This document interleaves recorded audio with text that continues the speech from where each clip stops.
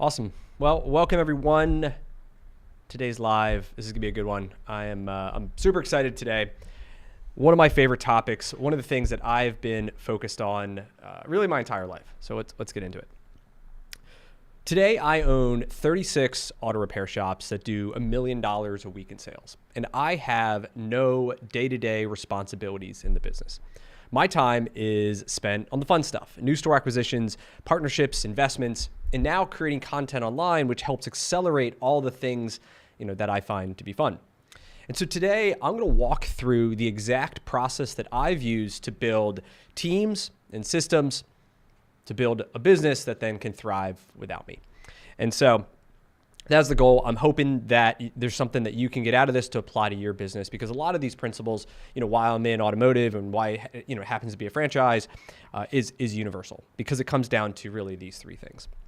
And so first, I've been in this business 16 years, first 6 as, learning the business, working in the stores, and then I've been an owner for the last 10 years. So I've been doing this a long time. I think that's, one of the things that I really value is if you want to get in something and you learn it and you stick with it long enough, that you can have some really good results. I talk to people all the time, and they're looking for the quick fix. They're looking for something that can just get in and make money. And the truth is, there are no shortcuts. You have intentional plans and you show up, and man, some really good things can follow.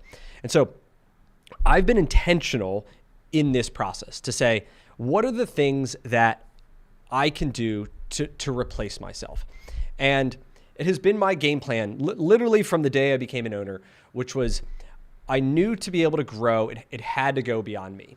But when you're first starting out, everything is on your shoulders. And so what we're going to walk through is kind of what this looks like. So to start, every business has the same 3 pillars that it has to do.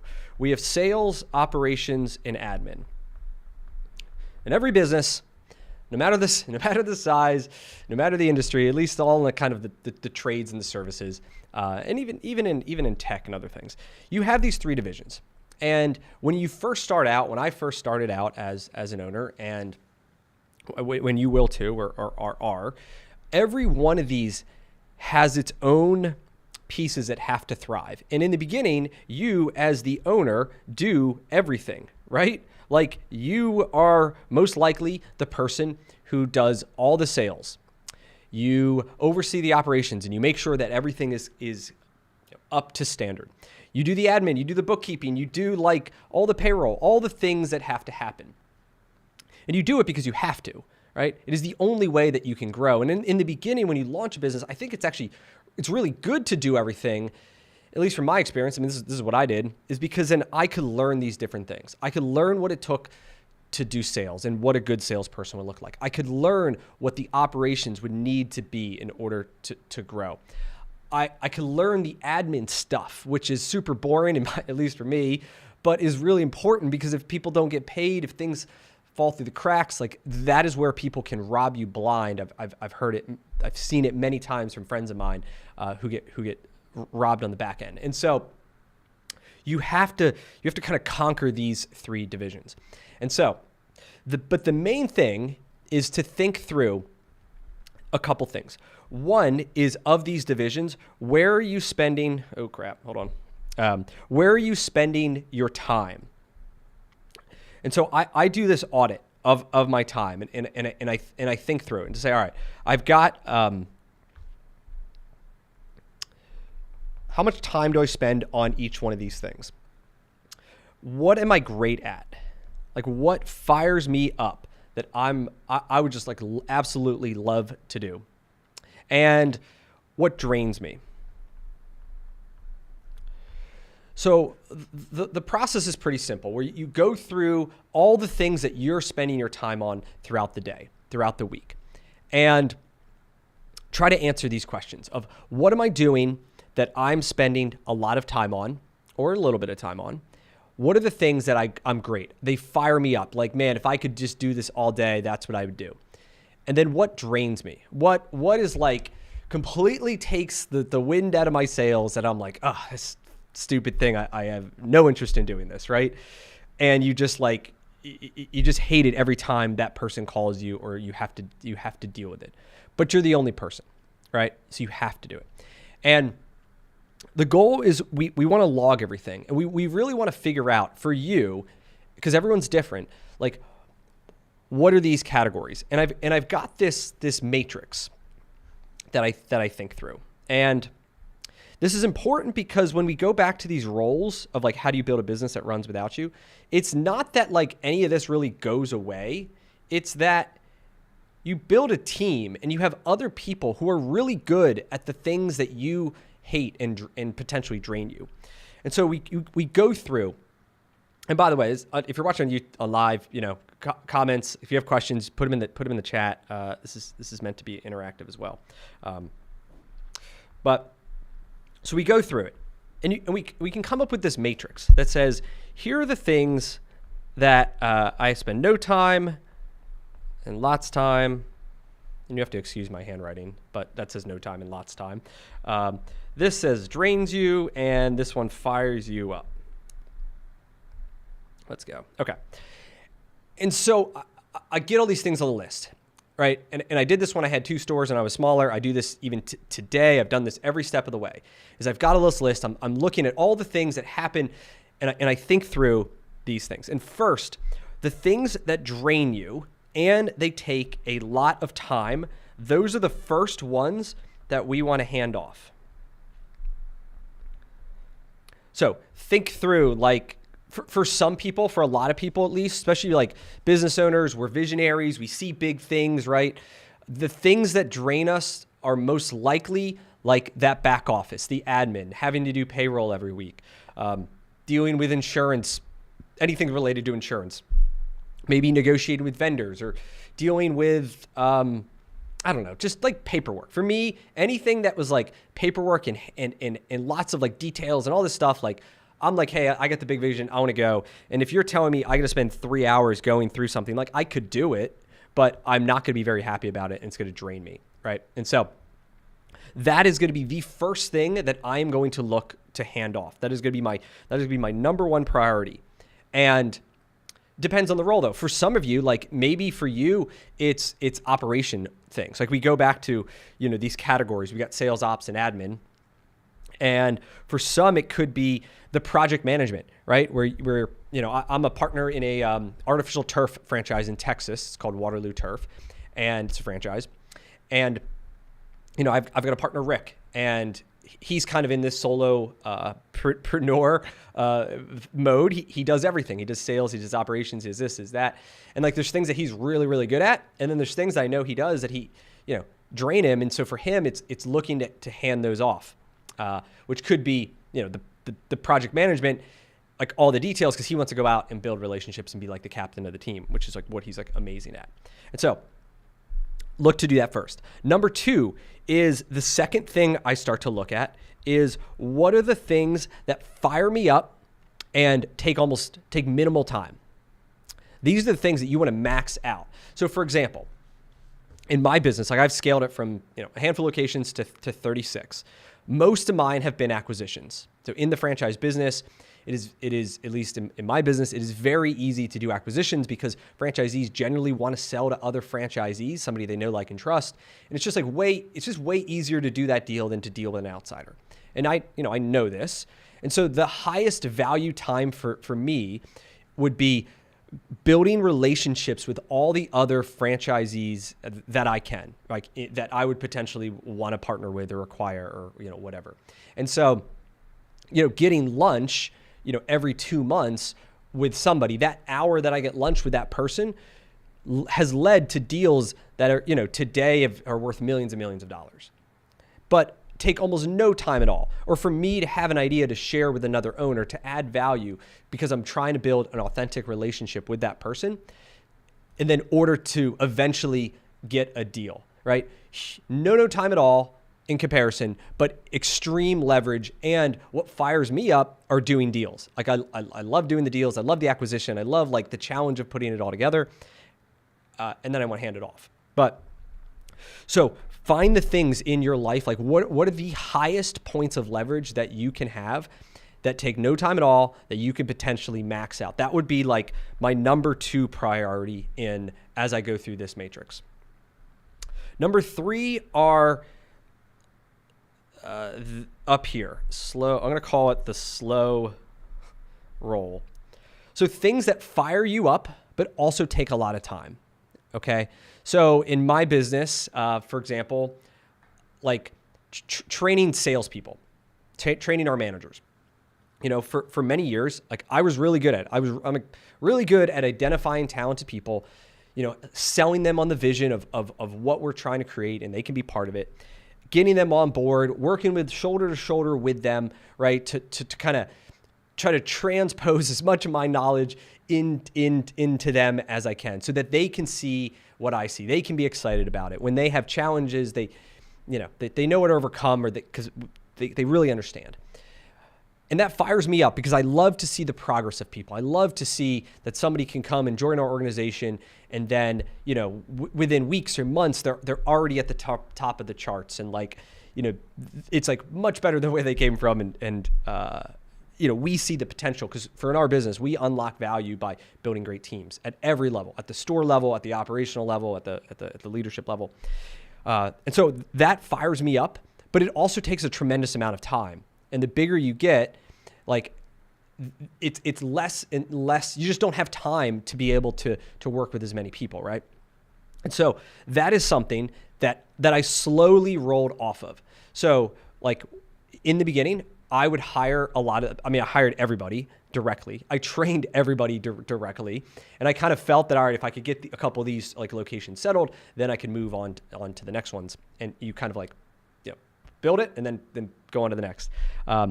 But eventually, so it was I wanted to slow roll that process because it was so important. I was good at it, and it's very important.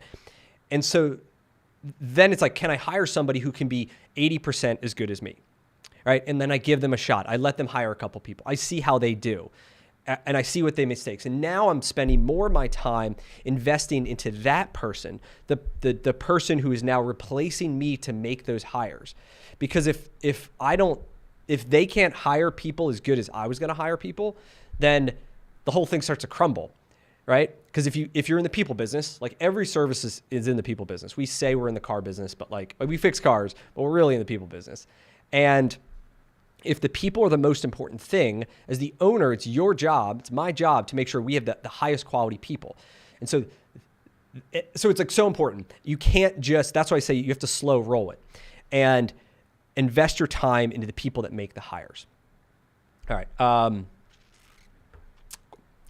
yeah. Since it's live, guys, if you have questions, throw them on the chat. I'm going to do my best to work through them. This guy asks, so do you think I can create an automotive franchise as a young guy, not a technician, but I know electric cars and demand for them is increasing. So are the workforces. Listen, I've never fixed a car in my life. I joke about that. I know the cars inside and out though. We did a video the other day. It's coming out in a couple weeks, but the manager, is quiz me on every part. He could not stump me. Every single part that was under the hood, under the car that could fail, that we could replace, that we could sell. I knew it. And it's just because you can't technically do something does not give you permission to be stupid about it. You still have to know what you're selling and know what you're doing and gain the respect of everybody that you work with. And so, yeah, totally possible, as long as you find the person and you're willing to do whatever work is necessary in order to make it work. And even for me, when I'm talking about hiring people, I hired all the mechanics for a long time, and I'm not a mechanic, but I figured out by working with the ones that we had to say, all right, guys, what are you guys looking for in a great mechanic? What tools should they have? What code should they be able to diagnose and walk me through how they diagnose? What the different levels of questions, right? So if I'm interviewing an entry level guy, we have more entry level questions. And if it's an advanced technician, he should be able to cover all these things. And so all of that, though, is process driven. We go back to what does it take to build the team that runs without you. You need teams and you need systems and teams. And we think about systems. A lot of it comes down, the biggest one and the most valuable one is your hiring system, right? So it's how do you go about identifying the people that you want on the team? And the hiring system is interviewing questions, right? It's like, how do we interview somebody? It is, how do we get them onboarded? So once we hire somebody, we make them feel like they're part of the team as quick as possible. It's compensation plans. There's, having strong compensation plans can be one of the best things that you can do to drive results in your organization where everybody wins and all incentives are aligned. I think that's like one of the biggest opportunities a lot of owners miss. And they don't have to be complicated either. Like they can be super simple, but very clear and aligned. And so we go back to like this energy matrix. How do you build the systems? A lot of it is you thinking, right, throughout the day, what are all the things that you were spending time on? So I spend a ton of time on hiring. As I think through hiring, what am I actually doing? What I'm actually doing are what are the qualities of the person that I'm looking for, right? And for me, if I am going to hire somebody, like I have certain core values, like who they are as a person. And so this is the stuff that you want to document, because if you're not doing it, someone else is going to do it, and having the system is what they need to copy. And so for me, I want people who are driven, like that on their own just want to win. Because guess what? Like I want to win every day. I want to win it. Everything I do, I want to be surrounded by people who also want to win and don't need like me to be a cheerleader to like motivate them. They should be self-motivated and driven people. So like we are looking for that. We want people who are highly accountable in terms of they do the things they said they're going to do. So if I hire a mechanic and he says, I am going to do X, Y, and Z on this car, like we have to know that that's going to happen. Or a manager that says, hey, I'm going to take care of this thing. You have to know that is done. Because if not, if you surround yourself with a bunch of people with low accountability, so they tell you they're going to do something and then they don't do it, it like puts so much more weight back on you. Because now, not only are you carrying the weight of all the things that you have to do as like the owner, the manager, the salesperson, or whatever hat that you're wearing, but you also have this like spot in your brain that you reserve to follow up with them, to say, hey, Jimmy, did you follow up with that customer that you said you were going to handle last week? Did you remember to do this X, Y, and Z? If people are constantly dropping the ball around you, you are going to waste so much energy on like remembering to follow up with them for something that they said they were going to do. And it is going to drain the living heck out of you. And so a lot of this is like you have to build the teams of people who do the things. And if at the end of the day, if they can't do it or won't do it, you have to find new people. And like we can literally double the volume. I can show you store after store of locations that we have doubled or tripled or 4x profitability by changing one person, one leader who can come in there and they can command respect. They hold everyone accountable and they do all these things. And so, looking through the comments here, where do we find mechanics? Dude, Indeed, we hire everyone off Indeed. Indeed's like the monopoly in hiring. And how do you advertise for them? Great question. This is like, I think this applies to every business, mechanics, managers, sales reps, whatever you're looking for. And this is part of the system. So when you think through like your hiring systems,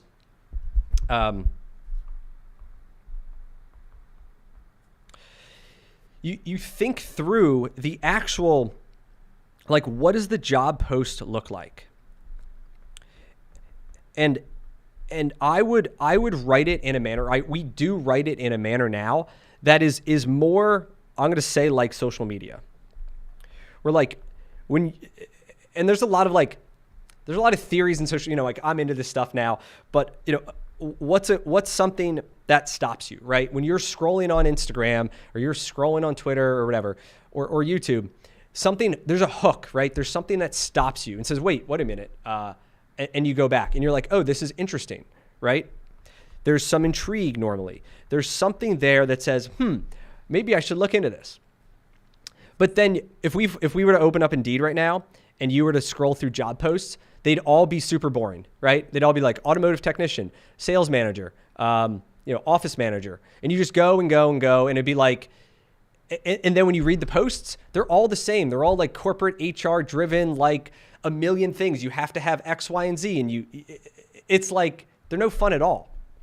And so one of the approaches that we have taken lately has been, how do we write job posts to attract the people that we need based off of, what would get attention and who are we trying to attract? So, right, we want to attract driven people, right? So it's like, instead of talking about, I don't know, auto mechanic, we're going to talk about like, it's more of like, are you proud to fix things, right? Are you proud to be able to work with your hands and make something better, have something leave that's better than when it came in, right? We want to like speak to kind of like the emotion that someone's going to feel and like what it's going to be like. And that you're part of like we're a family owned company. It's me and my brother, the owners. Like we have no outside investors. Like, yes, we have a lot of stores, but there's not really corporate structure.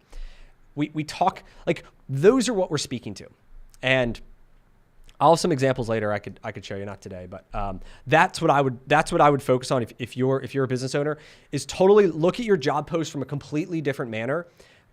More like it's a Twitter post or a LinkedIn post or something that you're trying to stop people to get attention, not like a boring ad that HR wrote. So focus on that.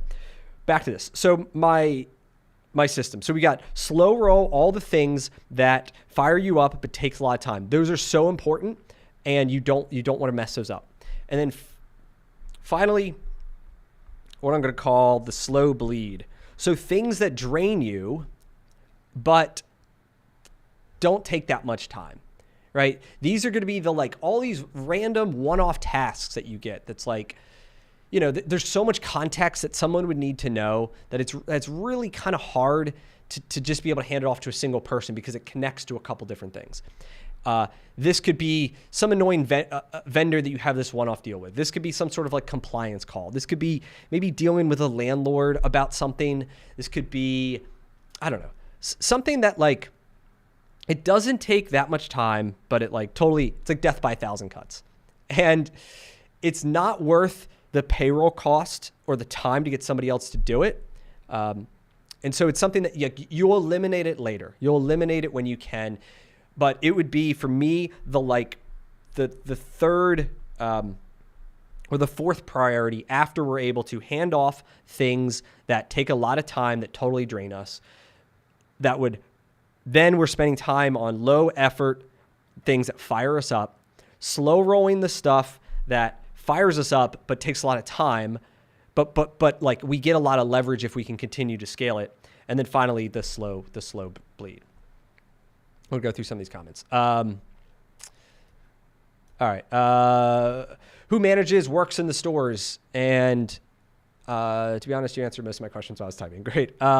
Yeah. So I'm happy to go over like org chart. I think this is kind of a good thing in terms as you think of scale. Now, a lot of like retail and even service businesses have a very similar format. And so we could think about it like, I'll start down here. So think of this as like a single unit. And a single unit for me could be an automotive store. For somebody else, it could be like a Domino's Pizza.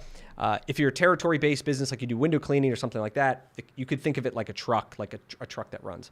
And so, yeah, our stores, we have normally a store manager, an assistant manager, and then, anywhere from 4 to 8 techs. All right, so that's going to be at its like unit level. Store manager, assistant manager, 4 to 8 techs. So whatever like you need to be able to run, the location. And to start, like if you're just getting started in your business, most likely you are going to fill, probably the like store manager role. So you're going to start as a store manager. You're going to be the one who like learns the business. Like when I was started, like I ran stores for years because I had to learn every aspect of the business. But eventually you are going to have an opportunity to grow, and you are going to find another location to acquire or to open. And so now your goal, and I'm just going to write SA, whatever in text. So it's the same thing, just multiplied. And your goal is to say, hey, I'm going to take this assistant manager and I'm going to promote them to be the store manager. And then on my second location, so this is location 1, this is location 2, I'm going to go out and ideally, hire another, store manager, another assistant manager to be able to take it over. Maybe during the transition, you might go over here and act as the store manager because it's new and you're trying to get it off the ground. Either way, kind of depends on the system. But your goal is to really be able to remove yourself from the day-to-day in terms of being out of the role that is the person who sells the work, who manages the crews, who does all the things. And, and then your role becomes what we call a district manager, where you're overseeing, the 2 locations. And most likely every single day you are going to be in one of the 2 locations. You are probably going to be the assistant, there's 2 days off here, 2 days off here. So 4 days a week you're in the stores with one of them. You just rotate the schedules to provide support. And so, and at this time you were probably also doing, all the admin stuff. That's no fun. And you're also thinking about growth. You're thinking about, how do I continue to grow this business? So you kind of have these 2 divisions that you do. Then, if it's me, the first thing I would look to do is admin. So admin is going to be all your bill pay, your payroll, your HR, your insurance. It is outsourcing this to global, what I like to call global talent. Some people call VAs, but I call it global talent. It is extremely easy to find extremely talented people across the globe who can handle everything in your admin. Our office today, we have I'm not over it in the day-to-day, so I might be a little off in these numbers, but I think we have I think we have 10 people in the Philippines who really run our entire back office. We have 3 people here locally and 10 people in the Philippines. In our company, we do 50 million in revenue. We have 10 people in the Philippines. So our controller, all of our accounts payable, accounts receivable, tech support, the average wage is probably $1,200 a month, $1,500 a month, something in that range for full-time people.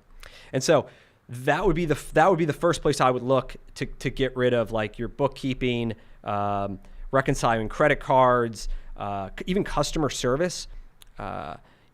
In our artificial turf business, we have somebody, I think she lives in Brazil or Colombia, somewhere in Latin America, and she handles all the calls. So when someone calls to book an appointment, which is, in schedule and do that, that's an admin role that happens overseas. And so I would do that. And then growth is going to be your leverage, right? Growth is going to be the thing that really fires you up. And so your goal is to be able to remove that time. So now instead of doing admin work and all this stuff that's not fun, you hire somebody for, let's just call it $1,500 a month, who hopefully takes 20 hours of your time away. And then now you can spend that 20 hours and focus on the growth stuff. Where you're going out and you're building relationships with, if you're in the franchise business, it's other franchisees. If you're, independent business owner, you might be going, if it's just physically going and meeting other people. Maybe you're networking. Maybe you run a business that, does really well with Chamber of Commerce and things like that. And your best and highest use of your time is finding accounts and finding relationships that can make a lot of money. Cool. I'm going to go through some more comments too. If you're watching on YouTube, trying to make this interactive here. So have I ever sponsored a new franchisee with a franchisor? Back one, I think is what you're saying, Ryan. Kind of. I mean, I have a couple different partners that, we've financially, helped support them, and they're 100%, in the business as the franchisee every single day, and we have a couple of those. Am I aware of any DFW locations that are selling, but I'm not interested? I mean, I'm not interested in doing anything that's not here in Philly. The best thing you can do in any franchise is, honestly, the franchise disclosure document. The FDD has the contact information of every single franchise owner in the country, and so you can just go and get their name and find them on LinkedIn or wherever, and just send them an email or send them a message. You'd be surprised by sometimes people that want to sell. You can use the tow truck business as an example for this. How do I deal with sensitive stuff? All right, let me see if we knock this out, and then I'll do the tow truck one later. Credit card, emails. Yeah. I mean, so a lot of things go through the credit cards. We have obviously systems to be able to do checks and balances. So the biggest thing with anybody who pays bills is you want to split the person who puts the invoices in with the person who actually pays the credit card, right? So you want to kind of have this like division of labor and responsibility for invoices and then payments. Because otherwise, if someone could create their own invoice and then that same person could make the payment on the invoice, that's where someone would have the most leverage in stealing from you. And so, ours have access to our credit cards. Ours pay the bills. Luckily with us, like there's a set number of vendors. So the main thing that they could do, the biggest, like the way that someone could steal the most from you in any business, and this could be an American too. By the way, the only stories that I've ever heard of people stealing from them in the back office have been American back office women, and not Filipinos, not Latin American, not anywhere else, but like the lady that literally comes into somebody's office and sits there. Multiple stories I've heard, that is the person that does the theft. So just putting that out there. The biggest way someone could steal from you, if I was going to steal from myself, would be you would make up a entity and you'd call it like, Brian's Services or whatever, Brian's Automotive Services. And then you would make invoices that would pay to Brian's Automotive Services LLC. And you would book those as like cost of goods, or like we outsourced a job to another shop. And then we use that credit card to run, I would have a Stripe account. You'd use the company card to like run on Stripe. And then like my business, quote unquote, would get paid. That is like the way someone would steal from you. And so, if you knowing that, you have to put really good systems in for invoices, specifically new vendors. So anytime you would say, hey, I'm going to have a new vendor come in, that you as the owner or someone that you really trust is the one that does the approval of that new vendor to set up payments in your system. That you have a credit application, that you like know all these facts about the person, that like new vendor setup, right? The second part is every single invoice that gets charged should tie to a customer. We call them repair orders, but like, every single vendor invoice should tie directly to a customer invoice. And so in our system, we can pretty much, when a service gets done in the stores at the point of sale level, we do a accounts bill. We create a bill at the store level that says, I just bought this thing from this vendor. It was, $1,000. And then in our system, we get the invoice for $1,000. It's got the same number as the PO number to our like customer invoice number. And so then we can see, okay, we got this bill for $1,000, and we can see we charged a customer for something and it has our cost of $1,000. So then we know it's good to pay. That is like, you have to have that checks and balances. And we go back to how do you build a business that runs without you? You have to have these systems in place, and you have to have people that you trust. Otherwise, you can get robbed blind. This is how they're going to do it. And so new vendor approval on the credit cards. Otherwise you can have limits. The other way we do it is if it's over a certain amount, somebody else has to approve of it as well. So you would have like the key person you trust. And so maybe they could charge it up to a certain amount, but if it's like very high, you could get it over. Everything else is view only. So they have like all your bank access that you're going to set up for them. So like they reconcile all of our credit cards, they track all of our cash deposits. They, do everything. It's going to be bank view only. And so they're going to be able to see deposits, but they're not going to be able to create ACHs or transfers or do anything else. Except one person. We have one person who is over in the Philippines, who is our controller. So she does have the ability to transfer money. Now we have to approve it. So the transfer, she can set it up, but it doesn't go through unless somebody approves it. And so, huge factor to have to trust, but it's going to be the same no matter where they are, overseas or Americans. And our longest tenured employee now from the Philippines is 6 years. She's been working for us. I hired her during COVID, and she's still she helps with payroll. So she's like sees the most sensitive things, but she's our longest tenured person and haven't been a single issue. Cool. So back to my system. So as you start to scale, right? So you're like, all right, I'm this DM, I'm the small business owner. I've got these 2 stores. I oversee, I hire everybody. I'm focused on admin, but then I also need to be able to focus on growth. That's where I max out my stuff. All right. That's where we are. And as you start to focus on growth and as you start to have more and more opportunities, you should also have the bandwidth to be able to take on another location, right? I would think when I was in this role, it's somewhere between 4 to 5. It really depends on how much time is like spent on some of these other things. And if you're just hopping on, SAs like store manager, assistant manager, techs. So we have store level teams, right, down here, and then this is each store. So then, as this like district manager role, you're overseeing 5 stores. And doing all this other crap that you got to do to run the business, right? Overseeing that, focused on growth, and having time for your friends and family.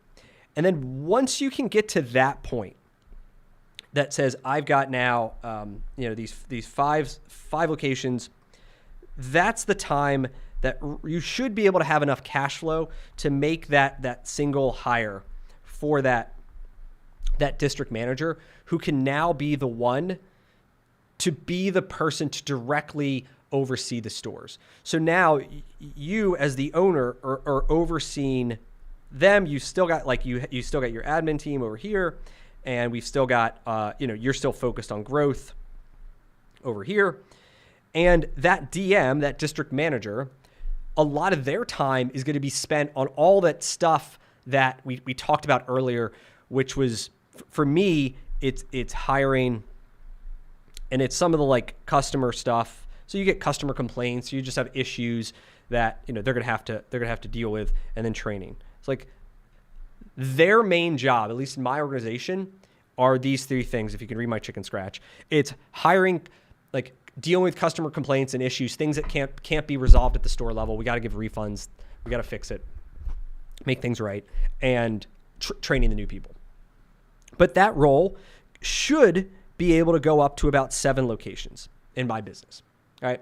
And so maybe you hire them when you've got 5, but then as you are focused on growth, now you can add +1 here, +2 here. And ideally the profits of these 2 stores, like the profit, let's say you're paying this person $100 grand a year. Ideally, each one of these stores can make 100. So it's like the first one goes to paying them basically. And then the second one now is like incremental growth. That's how you start to think about it. And then this system just repeats at every level. So like you may have, this is what I did, right? So it's like I had this DM and maybe they're, over, let's say, 7 stores. And then, you find another acquisition, or, you do your development play, because there's some guys that, are doing another. And so now you have 2 DMs. And now you're sitting in this role. I'm going to call it a COO. But basically, your job as the owner is to oversee the DMs, continue to focus on growth, and then it continues to scale. It says, hey, if you can oversee 2 DMs with 7 stores each, there's really no reason that you can't oversee 4. Because the process of what they are doing, because now you as the COO are not dealing with like store level problems, right? You are primarily focused on hiring and training of these people, right? Of the district managers, because that's what gives you the most leverage. Because to be able to grow and scale, your efforts in like brain power, you have to duplicate it as much as you can. And you get the greatest leverage where it's like, man, I can pour all my knowledge into this person, and then that one person, maybe it's only 8, maybe he or she can only execute at 80% of what I can do, but 80% times 7 more stores is way more leverage than what you could do kind of on your own. So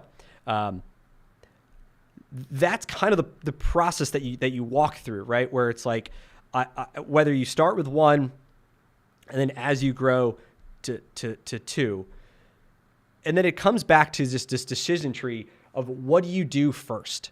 What is the first thing that I have to do in order to continue to grow my business, in order to remove myself, in order to build out these systems? And I just think about this energy matrix, like the things that I need to hand off because I freaking hate it, the things that fire me up, the things that I'm like good at but take a lot of time, and then everything. The catch-all at the end is like, listen, eventually I'll get to it. Cool. Let me get to some of these comments here. And if you guys got questions too, throw them in the chat. Let's see. I'm going to go with this one. All right. Moby the Whale asks, given the roll-up strategy requires location proximity, do you suggest moving to a big city where there's room to grow and acquire? I live in a mid-sized city with about 1 million people. Yeah, proximity helps a ton, right? To be able to have stores that are close to each other. I mean, yesterday or Monday, we acquired store number 36. This store is let me think, 11 minutes to this store. It's 17 minutes to this store, and it's like 15 minutes to this store. And so, yeah, it's super close to a bunch of the other stores. So, even today, like we have a bunch of our new equipment that's coming in. We got it all delivered to this store, and then we're going to go and just drive it the 15 minutes over to that store. And so you get proximity, gives you power with employees, with vendors, with just customer experience, right? Like, especially in a franchise business, a lot of people have a perception about Midas, positive or negative. People like to comment a lot on the negative stuff, but it's kind of like but those are in parts of the country that I don't own, I have no control of. The only thing I can control is in the markets I operate, can we give people the best experience possible? And so the more that you can control in an area of a brand, the more you're going to be able to have those synergies. And so so for us, it's 5 stores. Is the answer to the question. If I could have 5 stores in a market, it is big enough for me to be able to justify it. Because I kind of go back to this idea of, can I have a DM? Can I have 5 stores? If I think the market can support that, then I'm okay. I'd be okay with it. I mean, we are looking now at markets that are an hour and a half, 2 hours away from us that are still drivable, but are relatively small in its population. One of our best stores is actually it's a small town. We do $2 million a year, really profitable, reasonable rent, all that stuff. And it's there's 15,000 people in the town. It is not big, but we are the only major auto repair shop. And so, we definitely get some market share there. What else? Yeah, so let's talk about same idea. I'll use it as a tow truck, but any mobile business, the same principles apply. It's just a little bit different. So let's walk through. Let me walk through that. And so we think through. Back to my a little diagram. All right. So here we have. Let's just say this is a truck. And I mean, for me, it's going to be, we're going to have a driver. It's not going to be personally. No big surprise. I've never driven the truck, but that's okay. We can hire a great driver. We have a number of really good drivers. Guys who've been doing it the whole life, who know all the tricks of the trades, and they're really good. And so, the thing though with any mobile business is that your revenue and profit per individual truck or van or mobile vehicle is not going to be that much, right? Maybe, and I'm just going to make up some numbers, but maybe a truck can make $50,000 a year. And it's, again, these are just some ballpark numbers. So let's say one truck can make $50,000 a year, but you're going to have a bunch of other overhead, right? You're going to have the admin, you're going to have the marketing and insurance and all these things. And for a lot of mobile businesses to make sense, it is a volume game where you're probably going to need at least 3. trucks, vans, whatever it is, to be able to like produce enough volume to dilute the cost of running the business. And so, so yeah, like for us, like we have three vehicles, and it's the same thing. Like I have a bunch of friends who have like a window washing franchise. I'm partners in a mobile business that cleans oil, cleans like vegetable oil for kitchens, basically. But same exact model. We have they're mobile vans that go out, that do routes, that like come back, and it's a volume game. And so I would have probably up to, I want to say 4, maybe 5. It really depends on kind of the complexity, but I'll just put a little line there. And so you're gonna have these guys. Then you're gonna have somebody who's what I'm gonna call a route manager. But this is gonna be the person who is going to be the ones that directly work with all the vans, all the trucks. So they're going to be the ones. Sorry, my thing good. There we go. They're going to be the ones that hire the drivers, that in a route-based business, they're going to be set the routes. They're going to onboard people. They're going to be the one responsible for like all the checklists on the vehicles to make sure they're stocked, that they have all the things they need, that they're safe, that the guys are turning in their checklists and doing all that thing. I would pay this person, or if you're doing it, because like you're the owner, right? Because like in the beginning, this is going to be you being the ones who's going to kind of be the dispatcher and it, not necessarily like the dispatcher on demand, but the one who's like overseeing all the routes and want to make sure everything's set. But if you're hiring this person, the best compensation plan I've seen is you pay them a percentage of revenue that goes up when your payroll percentage goes down. Because a route-based business is all about efficiency of labor, right? The main thing that you're doing, whether you're picking up a tow truck or whether you're cleaning a window, right? At the end of the day, we're buying and reselling labor to be able to say, hey, I'm going to hire somebody for $20 an hour to do X, and I'm going to sell that $1 an hour for every hour for, let's say, $75, right? Like your entire business model is in any of these, like especially route service based, is you buy it for 20 and you sell it for 75, or honestly as much as you can get. And so all of your margin, all of your business is how do we maximize this margin? And so for the route manager, that's really what you want to focus on, is that person's job is how do I drive revenue through efficiencies? How do I design routes that are more efficient? How do I make sure our trucks stay up and running as much as possible? And so because if we have a truck that's down because we're not taking good care of it and we're not taking it to my shops to get fixed, then you are going to lose revenue, but chances are you might still have some payroll costs, so that's going to hurt the business, versus somebody else who's like on top of all their shit. They schedule these routes that are perfect. They're able to like reroute guys and like reduce drive time on windshield time, because you're not making any money on windshield time. You want to reward that person for that. How do they go and drive revenue while getting payroll like at or below whatever your target is? Or somebody's late all the time, or somebody's like just much slower, right? I mean, even in our business, like there's somebody that it could take 8 minutes to hook up a car to tow it, and there's another guy who could take 30 minutes because he's really slow or doesn't really know what he's doing. And like, yes, we want to train and whatever, but at the end of the day, some people just like aren't cut out for it. And so your manager, if he's like really conscientious of payroll, would be the one that says, all right, Jimmy, like we need to get you faster because you're costing us revenue because we can't turn the trucks as fast. And like, I'm paying you way too much money for the amount that you're bringing in.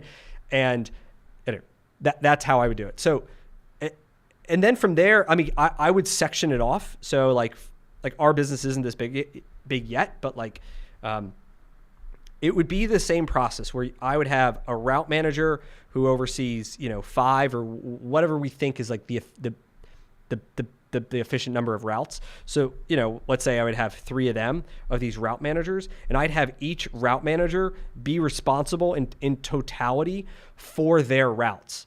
And that's back to what are the things that are important? Well, it's it's hiring. It's hiring in this business, it's maintenance on the vehicles, and it's kind of that driving sales. Like they are most likely going to be the person that has the relationships with the customers and knows what's not has to get done, and has the opportunity for some upsells as well. And then obviously payroll, and then you would have, most likely this is you, and I'm going to say COO because, or maybe call it a director operations or I don't know. I'm not big on titles, but you would be the one who are overseeing these people. You're probably also the one who's really focused on new sales, on like B2B accounts, on like whatever it is, the thing that goes back to growth. Whatever is the thing for you that you want to max out that creates the most amount of leverage in your business, that's what you're going to spend a lot of your time on. So cool. Some more questions here. If you got questions, put them in the chat. I'll do my best to keep going them through. We got Sanders. Do I use SBA? Take OK Velisys, self-funders, Holdco, your trained earnings. Man, we got it all. All right. Yeah, happy to tell you.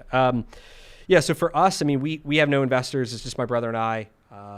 We do have a decent amount of we fund in really a couple different ways. Cash flow. So basically, we have 2 accounts. So money comes in, we make money, and then we have 2. Well, okay, well 3. Actually, it's 3 bank accounts. These are the ugliest squares ever. All right. So we have one account that is operations, right? So we have obviously money that has to go to like pay payroll and bills and keep the machine running. And then we have what we call a growth account, and then we have distributions. So all the money comes in, we then fund it in these 3 ways. Ops gets whatever it needs to be able to function. We have a predetermined amount then that we have left to say, how much do we want to invest into growth? And then how much do we want to take as distributions? But like in theory, if I didn't want to grow, I could take all the money and take it out of the business, right? But I have found for me that the only way that I'd be able to grow a company, pretty quickly to the size we have, is that I realize that the best investment that I could possibly make is back into my own company. And especially like in a franchise business, like once you get it down and we know what to do, it becomes a lot more predictable. Even the store, so the store that we just bought, we're going to put store number 36. We're going to put about $200,000 into getting this store up and going between, the marketing and all the renovations that we're doing and the inventory and, the initial equipment we're going to have to buy and all the things. And like you think to yourself, all right, if I took that $200,000 and instead of putting it into a new store, I put it into the stock market and I earn 10%, that's $20,000 a year that I would earn each year on that money. But in ours, like our average store makes about $150,000 a year of profit. And so it's like, why, like mentally, like why would I take the money out to earn $20,000 a year when I have a pretty reliable chance of using that same money to make $150,000 a year. And so in less than a year, in theory, or maybe a little bit more than a year, we're going to get all that money back, and then we have no debt, and we can continue to cash flow in the future. And so that is our number one priority for us, and it has been pretty much since day one, which is of all the money that we make to fund what we call the growth account. And that growth account, we just let it stack. Like we sometimes put it in a Fidelity that earns a little bit of interest as like a money market, but we just let that grow and grow and grow. And then each year we kind of set a target of how much do we want to invest in growth. So this year, I think it's $800,000 is our goal. So we basically, we have this account, has $800,000 in it that says we're going to take that money and we are going to invest into the growth of the business. And so 200 of it just went to fund, this first store. As we look at other opportunities, some of that 600 that is going to be left can be used for, a down payment on another one. So another way that we do it is seller financing. So this is my favorite way if I'm going to take on debt and we're acquiring another business, we use seller financing. So basically, we make a down payment to the seller of it, and then we, in addition, just make monthly payments. And we've done, 29 of my 36 now shops have been acquired with seller financing. So in a franchise system, it is one of the like unknown, like a lot of people don't know this if you're not in it, but once you get in it, in a lot of brands, not every brand, but in a lot of brands, it is a very viable path because the sellers know me, they know the business, they know we're a performer, we have a good track record, and they think hey, instead of me having to go and, take the money and pay all this capital gains tax and, put in the stock market and who knows what it's going to do, they can get a reliable monthly payment from me. They get to defer some taxes. And anyway, so most of our money is in seller financing. We only have $100,000 in bank debt, something like that. And I have a couple million in seller financing. And so that would be it. And then, HELOC or not, it's not a HELOC, but a line of credit is another way. So if your business has a good amount of cash flow, getting lines of credit is an awesome way to be able to unlock some growth. And so we have a decent line of credit from a bank that, would love to give us more money, but we can access that if we said, hey, maybe we're that $200,000 renovation that we're going to, we fund it with cash, but for other ones that we've done, we have tapped that line of credit for 100 or 150. And then we bought everything out of that. And then once the store is starting to make money, we just pay the line of credit back. And then if there's not any deals that we can do in our own growth, that's where, I have done some partnerships with people in order to help kind of fund their growth, but in businesses that we're comfortable with. So any plans to exit to PE? Not yet. Nope. They email me every freaking week though. This one guy, I got to tell him to stop bothering me. Now I got no interest in selling because I also think about so if I were to sell, what would we do? I'd pay a bunch of taxes. I'd put the money into Vanguard or something. And then I would get the itch to start building again. But then my entire team and systems and all these great people that we've built up for the last years, I would be starting from scratch again. And I think we have so much runway here that it doesn't make sense at all. And I love what I do. So that's not the goal. What else? This is a good question. This is a great one. Now it depends on your business. So he asked, do I worry about stealing customers from myself by having too many stores that are close together? What's a good distance between stores? And so in our business, in a lot of retail businesses, people don't go very far for things. So for us, if we have a store, it's so this looks like a boob. Sorry guys. This is 80% of our business is, I want to say 1 to 2 miles.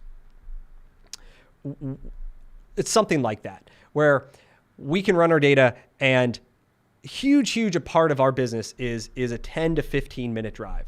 So people are lazy. I would guarantee, or I would bet money that 80% of you guys get your cars fixed close to where you either live or work. One of the two. You live or work and it's convenient, so you drop it off and you get a ride home. You most likely are not driving 30 minutes to go get your cars fixed. And so knowing that, we have plenty of stores that are 10 minutes apart and have near zero cannibalism. We don't steal from each other because generally people are pretty lazy and don't go that far, which is fine, which is totally fine. We want to be convenient. And so the best thing you can do is try to mine as much of your data as you can. And so we once looked at this store that was so my one store's here. It's my best store, just $3 million a year. There was there's actually, hold on. We had another store that was over here. There was an independent that we were looking at buying. It was 0.09 miles. All right. That's his independent. Man, my handwriting's bad. It's okay. And we were able to run all of our data to say, all right, let's map all of our customers. Let's see where every customer lives and where they're coming from. And we determined that it was it was roughly 3%. So like roughly 3% of our customers we thought we'd lose if we opened up this store that was less than a mile away. It was literally like a 3-minute drive. But the reason is that the people that lived over here in this area would not go to this store based on the demographics in the area that it's in. It's like Philadelphia. There's like a line, there's like a train track kind of vibe. And the people that live over there just do not go into this shopping center that is our best store. And so we thought, man, this is an amazing opportunity. We could have a store less than a mile away that would have near zero, cannibalism on our store. Like we were all about it. But unfortunately it just, that deal didn't work out. But that is like the nice thing in a lot of these businesses is we think that there's this like, I don't know, people have like a scarcity mindset, right? That says, oh, like there's only so many customers and there's only so much work. And if a competitor moves in, like I'm going to lose all my business. But like even I think Midas, like the stats, Midas has something around 3%, 4% of market share. Like something like that. So you got this like giant pie, like our entire business is like that much. And that's like pretty common. CertaPro, which is the number one painting, largest painting franchise or whatever, they also have 3 to 4%, and they're the largest in the country. And just these industries that we like, they're so big that it's hard to comprehend. And so like 3 to 4%, there's a story of, there's a sister brand, or used to be a sister brand, called Big O Tire. So for any of you guys like in the US, you're in the Midwest, Big O Tire, I got to know one of their owners. He had a store that was doing $4 million a year out of 6 bays, which is like pretty good. And he built on next door to him 12 more, 16 more, something like that. Massive building. Now, most people thought he was crazy. Most people thought, man, you have this great store. You're going to spend millions of dollars to build this big thing, and like you're going to lose all your business. You're not going to make any money. Blah blah blah. Guess what? Now the guy's doing $12 million a year, and he's got more bays. He's got more capacity, and so now instead of this, like now his pie's like this big, right? But it's still more, and he's still driving to do more, like because he's a top performer, and so don't let like. I don't know. Hold on. I'm going to fix my like, there we go. My drawing. Don't let that scare you. Don't let the competitor scare you. Run your numbers. Using AI can help a ton now. Like we're able to basically pull our database down through a point of sale and just run it through some of this software and have it tell us like, hey, analyze this thing for me. I'm looking at opening a store that's X mile away. I want you to figure out like how many of what percentage of my customers are coming from this area, and then do we think that this thing would cannibalize it? Let's see. Let me just go through some of these. Background, MBA. Nope, I don't have an MBA. I went to business school. I went to University of Miami. I have a degree in business. A lot of this stuff, honestly, like I've just learned myself just by reading and doing and talking to a lot of people. I think one of the biggest things you can do to improve is just like learn as much as you can. Even for me, like I'm not a mechanic. I've never fixed a car, talk about that. But like I'm in the stores, like I'm talking to all the mechanics. I'm asking them, well, how does this work? Why does this fail? How do I sell this thing? If they can't afford that, is there a cheaper way that we could do it? Right? Like it's being forever curious. And even with all this like business stuff, it's the same for me, where I'm constantly trying to learn and better myself and just like educate. And I think, any of you guys can do it. Like if I can do it, I mean, anybody can do it. It's just a matter of believing in yourself. Regarding profit, where have you started to see diminishing returns? Good question. Let me think. It's a good one. Cause there's nothing in particular. I would say like a lot of it comes down to, when you think about like, not diminishing returns, but it's this idea, it also to do with staffing. Right? Which is the people that we have in the stores. And often, we could have, let's say I have 6 people in a store and we're doing I'm just going to make up some numbers here. I don't know, 150,000 a year in revenue. And we feel that like, oh, this is good, right? Like we're making money. This is a good store. We don't have that many people.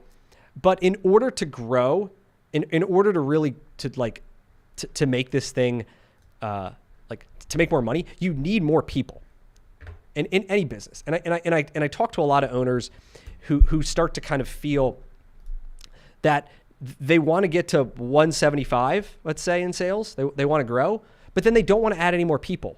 And you kind of get to this point to say, all right, like you're doing 25K of like revenue, right, per employee, if you want to get to 175, chances are you need 7 people, right? If you want to get to 200K, you probably need 8 people.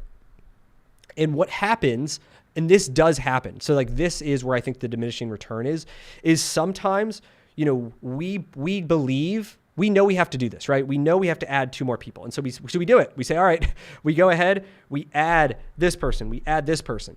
But then our sales, instead of doing, you know, whatever, like we're doing 160.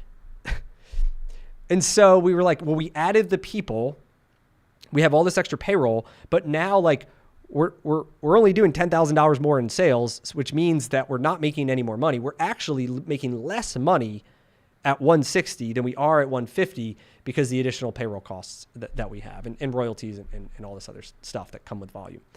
And this happens usually because you don't have very clear, I'm going to say it's roles and responsibilities that say like, how do we get more efficient, right? In our business, it's all about how many cars can we fix in a day. And if we add the people, but then people are kind of like standing around, or, you know, there's not this like sense of like urgency that we got to get more in, And at a certain point you hit a capacity, right? Where you only have so many cars, you only have so many trucks, maybe in like the towing business. And you really have to think about it more of how do we increase efficiency? And to do that, it comes down to these roles and responsibilities. So for example, in our business, let's say I have a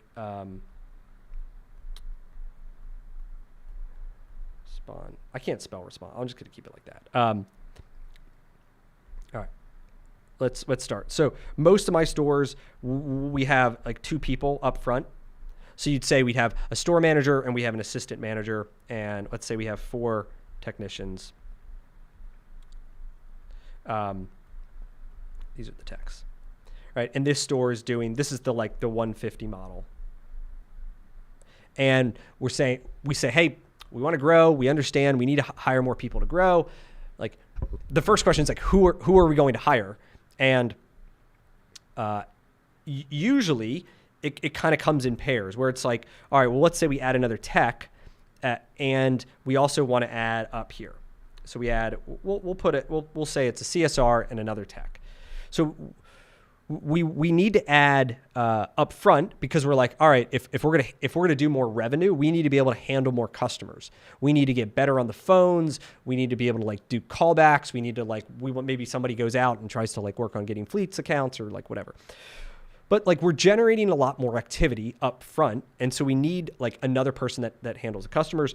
And then with all that extra activity, you know, we need more techs to be able to actually do the work and fix the cars. And so back to my there's sales and operations. You have sales, ops, and admin. As you think about growing your business, these are your 3 big buckets: sales, ops, and admin. And it's really hard to like if you focus heavily on sales, you're like, I'm going to drive sales. Then that's going to create increased pressure on ops, and so then you got to be like, all right, now I got to be able to like increase ops. For us, that means technicians, and then all of that creates more stuff on admin people to be able to like do payroll and pay bills, and because people don't get paid, they don't they generally don't work.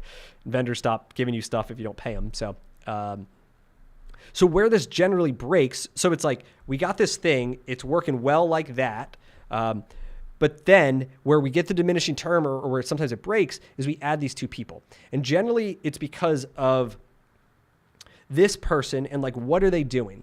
So you add a new person to your team. Often, at least historically, it's like an entry level role. And we say, all right, like your job is to, I don't know, answer the phones and let's say check people in. This is like the most common, check people in. And a lot of businesses discount the value of the phones. At least in our business, like a lot of times people call before they come in, right? They call and they say, are you guys busy? Can I get an oil change? Like I got this noise with my brakes, blah, blah, blah, blah, blah. And we win or lose the customer on the phone, right? We win or lose based on us being friendly, being able to come on in, being able to like overcome whatever initial objections they have or like questions they have to make them feel comfortable. Like, automotive is a high distrust business by its nature. Our whole thing is how do we increase trust and transparency to make people feel comfortable. That's when more likely to come in, right? And buy stuff because they trust us. And so it's very common though that in the past, at least, we would take the newest, least experienced, least trained person, and then we throw them on the most valuable thing for getting customers into the door, which are the phones.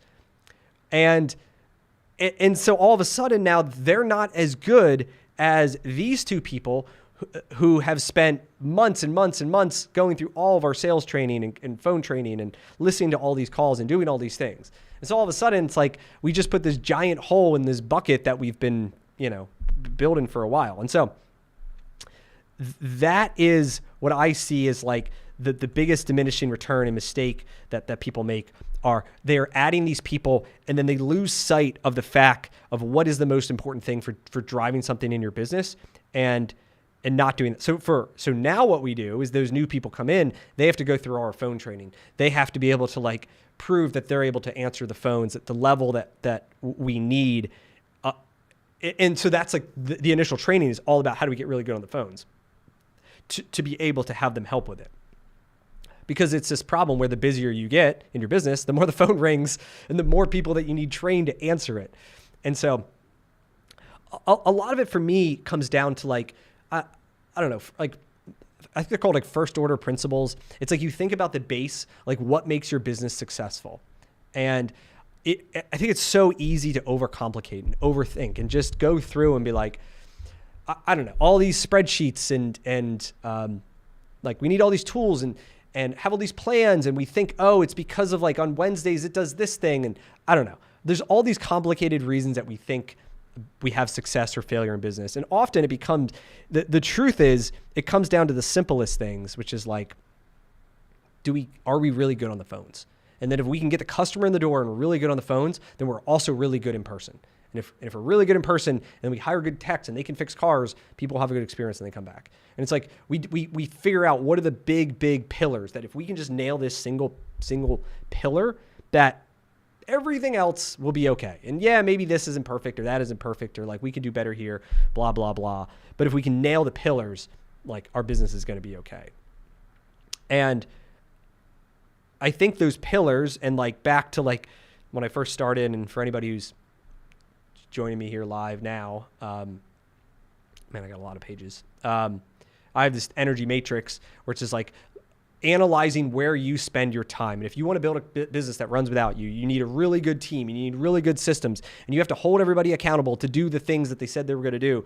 And so you need to audit your time. And for me, it is thinking the things that I just thought or just said, which are like the biggest pillars of your business. Phones, we got to get people in. We got to build trust. They got to have a great experience. We got to have great technicians who can fix the cars up to the level that's required. And so like those are the most important things. So for me as the owner, that's where I want to spend the most amount of my time. But in order to do that, I need to be able to hand off the things that suck all my time and drain all my energy. I need the no time. They don't take me much time. This is no time, by the way. But fire me up could be those things, right? You could be like, man, and this is true for me. I love the sales funnel, right?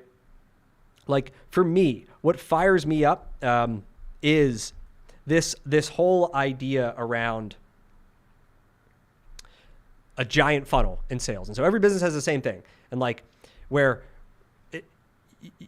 you have you do marketing, right? So we do marketing at the top. That's what fills the bucket. And then along the way, like for us, people call us. They're on the phones. They call. They want to make sure that they can come in and they can trust us. We have to inspect the vehicles and do a really good job there. We have to estimate the work and present it. We have to sell it. And then there's some sort of like follow-up process. And so I think about like, what are the things that fire me up? It's this. Like, I love the like analytics, and I love like the process and the human psychology that goes around it. But this is like what fires me up is this stuff. So how do we spend money in the most efficient way that gets the right customers in? So for me, if you guys follow my stuff, it's direct mail. Like, I spend $700,000 a year on direct mail. And that I know just generates $14 million in sales for us, because we can track customers that we mailed to, or people that we mailed to customers that came in. We can match the addresses. We can look at the sales. But I love that stuff, right? So when I think what's the highest leverage for me, it's if I can figure out marketing that gets more customers in, that puts more people like into the funnel, like that skill set that I have to do that, to be able to work with the creative, to be able to know what routes we look at, to like try different pieces and try different variations and all this stuff. But that's like extremely high leverage, because once I figure it out, it doesn't apply just to one store, but it applies to all stores, which is 36 today. Then it's like the phone. So it's like, all right, I'm going to spend $700,000 just like on direct mail, plus whatever the royalties that we pay to Midas for national marketing, which is another 5% of revenue. We got to be really good on the phones, because guess what? If we suck on the phones, then all that money I just spent is just wasted. And so what are we doing to create leverage on phones? Well, for us, we built our own software. My brother did, using AI, like he used Claude Code, that analyzes every single phone call that of any person who calls one of the marketing phone numbers. That call gets recorded, it gets transcribed, and the AI tells us how they did on it. It tells us, did we ask for an appointment? Because guess what? If you don't ask for an appointment, there's a high chance that they don't come in. It's amazing. And so high leverage is, how do we create software that gets us better on the phones? Because sometimes people just have bad habits and they're not even aware that they're doing it. And sometimes just, shining a little light to it helps. Then it's like inspect. How do we do better inspections to be able to, find the opportunities? And so that it's all about, how do we hire great techs? How do we arm them with all the tools? How do we have a good process to be able to make sure that a car comes in? And the worst thing in our business that could happen, or not worse, but it's really bad if a car comes in, let's say we do brakes on it, and then the brakes are great. Then the next day, the customer calls and says, my car won't start. Why didn't you guys tell me that I had a bad battery? And now she's all pissed off because we didn't check the battery, and she probably would have bought a battery if we had told her it. Or a car comes in for an oil change. This happened to me once when I was running a store. We did an oil change on a car, and then 2 weeks later, her brakes are grinding, and she calls and she's upset because she says, 2 weeks ago, you should have told me that my brakes are getting low. I just would have got them done when I was there, but now it's inconvenient. I have to come back and I have to do this whole thing again. And so, like, a lot of people, whatever, you go, they tell you all this stuff that's wrong with your car. Whatever. You guys hate it probably, but like there are also a lot of people who like to know what's going on with their car, and we feel it's our job to be able to communicate that in a way that is, accurate in terms of the severity and whatever, all that stuff. So we have to do that. So what's our process? How can I create leverage that uses better inspection? So for us, and this kind of goes with like inspection and estimating, is now we're using what we call digital vehicle inspection. So customer comes in, we have guys have Android phones, we can take pictures of the things we see or videos, and there's a digitalized checklist. And so now we know if they checked a battery or not, because they could take a picture basically of the battery test results to say, yes, we checked it, no, we didn't, right? And so by finding software and implementing software that creates more consistency, right? That's a system that we can then duplicate. And if we can do it at one store, then we can do it again and again and again, which then also leads to we sell more stuff if there's in our business, it's transparency, right? And so as we think about this funnel, DVI creates transparency. And then a lot of it is just the process. It's the people that you have, right? Like people buy from people they like, people buy the people they trust. And so we look for people who are friendly, who are the kind of people that like you would feel that, hey, I could just like go and drop my keys off and like leave. And I trust that these people are going to take care of it. Versus like, I mean, I've admittedly hired and fired people who are complete sleazeballs, right? That you're like, I would never, like, you're embarrassed to even, like, I wouldn't bring my own car there. Like, because I don't want to deal with them. And like and now I'm just like a lot better. We are a lot better at recognizing who is going to thrive in our organization versus like, yeah, maybe they have a great resume and they did all the stuff, but they don't fit the core values of the people that we want on our team. And so like our ability to hire the right people is what ultimately drives the results. And I share stories all the time of stores that we've acquired and like literally 4x'd the profitability in a year. And it all becomes down because like those stores had complete sleazeballs running them. We come in, we fire them, and then we bring in people who meet like the level that we play at. And wow, guess what? Like people like them. Guess what? They come back to get more work done and they tell their friends and they have a good experience. And so it's all good. And then follow-ups finally, like, you know, if people have a good experience, they're going to come back, they're going to tell their friends. Having a good process to be able to do all that, that's how you drive revenue. And so, but you can tell, like for me, this is what fires me up. Like I love this process and everything I do. It's like, it's a game, right? And then doing this at scale. And we go back to my fun little diagram. And so I am going to focus as much of my time on things on the sales funnel, on deals. Because if I can improve our sales funnel, that we can sell more and we can make more money per store. And then I can focus on deals, which is, you know, buying more stores. Like they go hand in hand. Because then we can buy underperforming stores. And I know I have a reliable process to increase the revenue, increase the profit, which then, you know, continues. But the only way I can do that is if I can get rid, or I could reduce all the things off my plate that don't fire me up. All right. The things that take a lot of my time away, I want to be able to get rid of those so I can start to build, the teams. Cool. So if you're joining, I'm going to try to handle some more of these live, some of these comments here. Let me see what I got. Oh boy. Didn't mission returns, software, unlocking income growth, thanks to the responses. This is kind of an interesting question. Can you mix different franchises under a district manager? No, not really. I think this is one of the hardest parts that I've experienced in, so because we've invested into other concepts before I talked about, and I've, some of them I've failed at. So for example, years ago, I had an auto parts, I have an auto parts business, and I thought that, and then, obviously then we have like service. They're both auto, like they should be the same.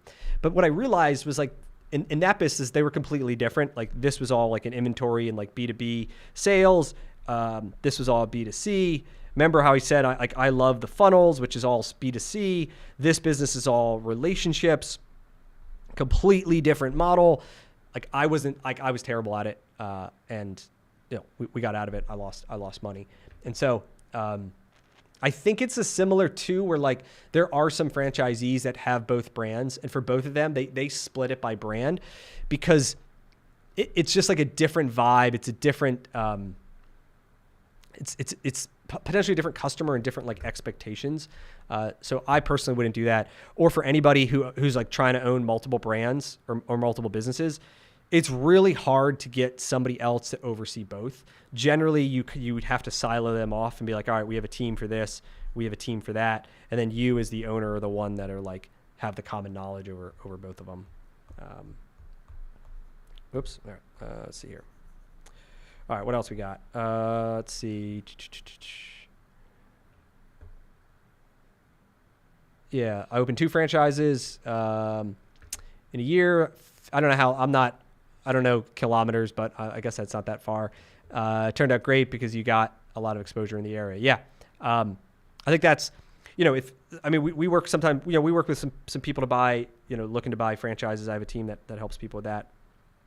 And sometimes, they're trying to pick a territory, and let's say the city base is here, and part of the strategy could be, something like this, where you're trying to spot 2 locations and you kind of surround the city. You get a good, you get a good like basis of coverage if you're able to spread them out, versus if you maybe that's like the city center and you, I don't know, open both of them kind of over here, where in theory, maybe another franchisee or somebody else could come in and take over all this area. And so sometimes when people are looking to, at least in a franchise system where there's like territories and stuff like that, sometimes you go in with the intention of trying to block other people out by buying the best territories that kind of feel like they surround the center part, or whatever's appropriate for that city. Franchise fees and royalties kill margins. Great question. Depends on your definition. So in Midas, so we pay in total 10%. Of that 10, 5 goes to royalty, and 5 goes to advertising. Right? So every business has to advertise, right? Like you have to advertise no matter what. And so it really, so I kind of view that as I'm going to spend money on advertising either way. The question really becomes of do they spend it efficiently? Are they getting good value for your money there? Or do you feel like, man, this advertising sucks. I don't get any customers from it. Total waste of money. These guys are idiots. Totally possible. Then, or the opposite of that is a good franchise. You should have amazing buying power. You should feel like, man, customers just come in, they're getting me on volume buys, right? The bigger a brand gets, the more, just volume and buying power they get to be able to do things that you as an independent owner or a smaller owner wouldn't be able to do.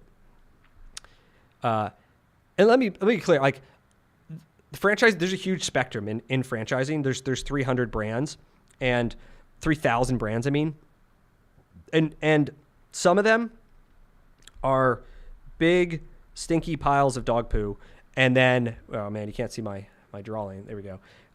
And then some of them are A+ brands. And this is probably one of the biggest problems in franchising, just in general, is a lot of times the shit brands try to disguise themselves as A+ brands. And you end up paying lots of royalties and lots of fees and all this stuff, but then you're not getting the value of it. Versus when you get into better brands, then you really start to feel that the royalty for me, I would not own independent shops. Even if I could own Beers Tire and Auto and I could sell all my stores and wait out my non-compete and I could go and open a bunch of stores, I don't think I wouldn't. Because for me to pay 5%, I can open up a store and have customers on day one. I've opened up now 3 new stores from 0. This one's about to be my 4th new store, and we're profitable by the 2nd month. I'm cash flow positive, and it's because people know the Midas name, right? And we're in good retail spots, and so that's all good stuff. There's also the aspect of buying power. And so a good franchise should help you with buying power. So for example, we get, rebates on parts that we buy. We can buy things sometimes cheaper than what, other people can, because there's the sense of the whole system. There's this aspect of community in terms of franchisees generally are very friendly. Like all the stuff I'm sharing with you guys, obviously this is like, you know, unique in that like I'm giving you an insight into my business, but like these conversations that I'm having with you guys is like the norm inside a franchise system. Like I could call up any of my buddies right now and I could ask them to tell me how much money did you make last month? Send me your P&L, and he would send me a screenshot of it. And then we could get on there and I could look at mine and we could talk about, you know, our gross margins. We could talk about pay percentages. We could talk about marketing that we're doing. We could talk about all these things because we operate the same business. Now we're in different locations. We don't compete with each other for customers. We don't compete for deals for the most part. But we're like blood brothers in terms of like we're friends and we're willing to share anything, because if I show him how I'm doing stuff and he improves, like he is more than willing to show me things in response, and then I get better. And so a really good franchise system will have an extremely strong community where owners are friendly, they're sharing, there's constant communication, and it's like so together you are all operating the same business, and together you all start making money. A really bad franchise system, and I was part of one of the ones that I was out of, like I got out of. They didn't want franchisees communicating each other. They would try to shut down. Like you'd have to have your private like WhatsApp chat and like to try to get it together, because they did not want franchisees talking to each other. And like, well, why do they want people talking to each other, right? Because like there's problems, and they didn't want it to feel like franchisees, like we're business owners. We're independent business owners that play by some rules. And there are times where if enough franchisees are angry, what it turns into is like a union where, you know, you band together, and like now you've got a bunch of franchisees going together to try to get maybe some of that buying power is eaten up. Maybe you are not getting buying power because the franchisor is taking it all in forms of rebates. So now vendors, instead of paying, you know, me 2% back, they're forced essentially by the franchisors to pay them, to pay the franchisor that 2% on my sales. That happens. That 100% happens, right? And some of it's like reasonable, right? It's like whatever. But then other times when it's to the point that now my cost of goods are going up because the amount of rebates that they have to pay to the franchisor it goes up, that's when it has a problem. That's what happened to Quiznos. Well, one of the things that happened to Quiznos was they milked literally the vendors dry to make the vendors of like the sandwiches. It was like a sandwich chain here in the US back in the like early 2000s. That was like really good. There was like toasted sandwiches. It was a franchise. They made all their vendors basically pay huge rebates to the franchisor, and then the vendors just charged the franchisees more in order to pay the rebate. So it was basically another layer of royalties. And eventually it made the sandwiches expensive, and it crushed the margins of the franchisees so bad that they went out of business. And then a bunch of them sued the brand, and I don't know what happened after there. But so if this happens and franchisees have a strong community, they can somewhat band together and do their best to be able to put pressure on the franchisor to say, hey, listen, you guys are like killing our margins here. We're not able to sell as much, hence generate more royalties because you're stealing all the rebate money. And I know that sounds negative. You're like, well, why would I buy a franchise if you have to worry about all this stuff, right? But at the end of the day, for me, it's like an investment. Like I would not be at where I'm at today, make the money that I make, have the freedom that I have, if it wasn't a franchise. At least in automotive. Maybe I would get another thing. Maybe it's possible. But for me, it's been really good because I have that community, because I have the buying power, because like all the acquisitions that I can do, that, you know, 29 of my 36 stores have been seller financed acquisitions with other franchisees that would not be possible if I wasn't part of a franchise, because I'd have to buy stores one at a time. Like all the stores that are non-franchise that we've acquired are literally one at a time. Like I buy one store, and it literally takes the same amount of effort and energy to buy, you know, one store. Like we just bought this one store, you know, it's a conversion, but all the things that go into one store are equal to buying a package of 7. So like in 2021, I bought a package of 7, I bought a package of 5, I bought a package of 6, 3. But like the things you have to do are literally identical. And so when I think about like, you know, my time and energy and effort, when you're going to do an acquisition, right? You have to negotiate what's called an asset purchase agreement, right? We had to negotiate the deal. I have to deal with all the leases. I have to, you know, I have to hire people or transfer people or everything to do with the employees. You have to do insurance and banking and credit card machines and point of sale software, and list goes on and on and on. And like, you have to do all of these same things, whether you're buying one store or like 7 stores. And so like, that's how some of these franchisees can get really big. I mean, there's guys out there that have, you know, the biggest one is Greg Flynn. I think they have 4,000 locations. I don't know. It's a ridiculous amount. But there's plenty that have 100 or 200, 300. You know, we're on the smaller side in terms of guys that get really big in franchising. And it's because it's a franchise, and it's by design to be systematized in how you run the business, to say, we can take a single store and operate it this way, right? That a single experience should be equal, whether it's in, you know, Philadelphia or Maryland or California or wherever.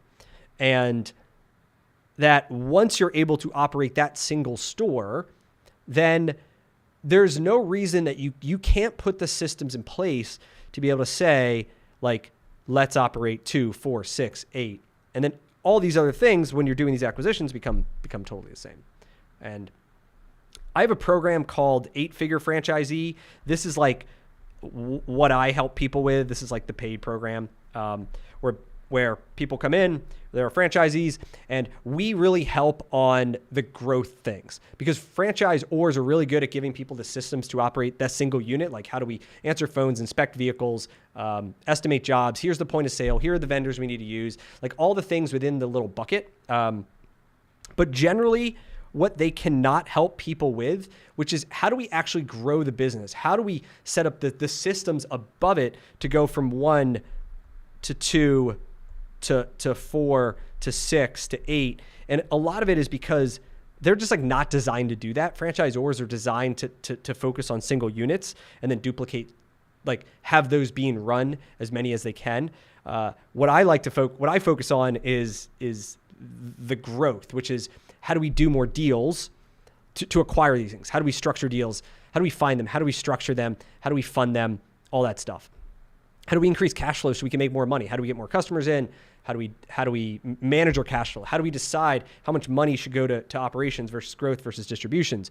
How do we replace ourselves? So who is the next hire that we have to make? How are we going to pay them? Man, compensation plans, huge topic on comp plans.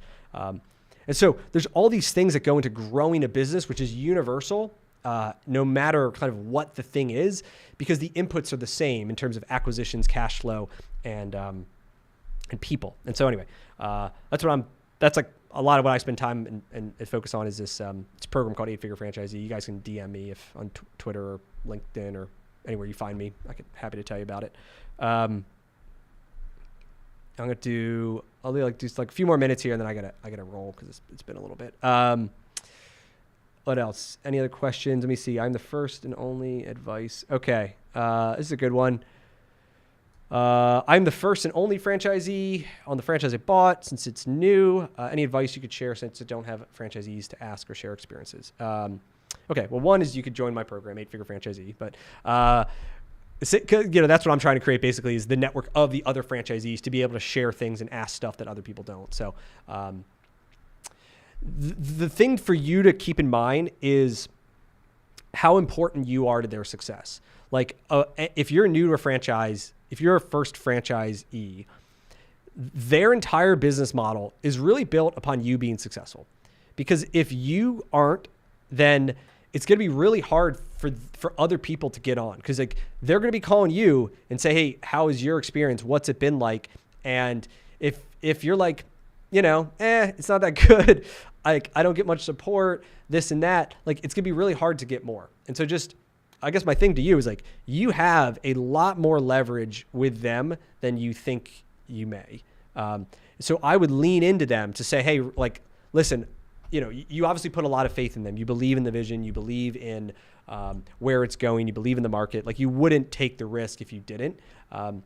But they should be pouring in just as much into you. And so that would be my recommendation, is like, really make sure that you're on it. And sometimes the squeaky wheel gets the oil. And if maybe you're struggling with something, or something just could be better, but you're just not bringing it up, they may think everything's fine.